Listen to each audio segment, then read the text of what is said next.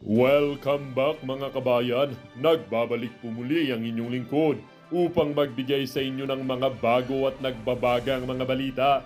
Tila ba kinain ng mga Kongreso at kanilang mga pride na sumisira sa kanila? Lumuhod at nagmakaawa ang mga Kongreso na ito at lalong-lalo na tong Tambalos-Los Romualdez.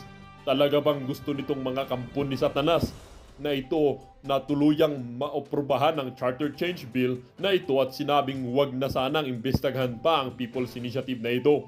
Ayan, dahil sa ayaw makulong, kinain ng mga pride at tila ba nawala ang katapangan ng mga ito. Kakapal din ang mga pagmumukha nyo, no? Ngayong malapit na kayong makulong at masira, magmamakaawa kayo. Sigaw ng taong bayan, tuloy ang pag-iimbestiga upang matuluyan ng makulong ang mga kampon ni Satanas. Para sa buong impormasyon, panoorin ang buong video. At kung bago ka pa lamang sa aking channel, huwag kakalimutang mag-subscribe, pindutin ang notification bell at piliin ang all upang laging maging updated sa mga bago at nagbabagang mga balita. At sa mga solid viewers natin dyan, maraming salamat po sa patuloy na pagtangkilik sa ating channel.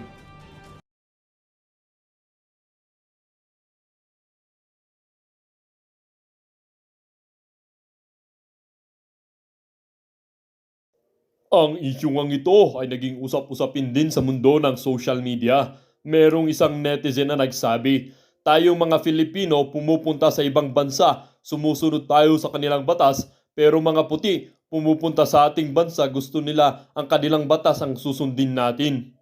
At sabi din naman ng isang netizen, takot ang mga congressman na malalaman na sila ang nangunguna sa PI at huge amount of money involved.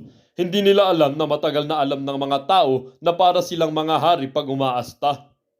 At sabi din naman ng isang netizen, dapat lang na ituloy ang inquiry at nang matuto sila at mapahiya sa taong bayan. Nagpapasasa na nga sa kaban ng bayan, gusto pa habang buhay. Although, hindi naman lahat. No? 7 taon din yata ako nag-aaral ng napakatagal po. Umulan, yung pong tipong nasa classroom ka, hindi mo alam na umulan. Paglabas mo baha na.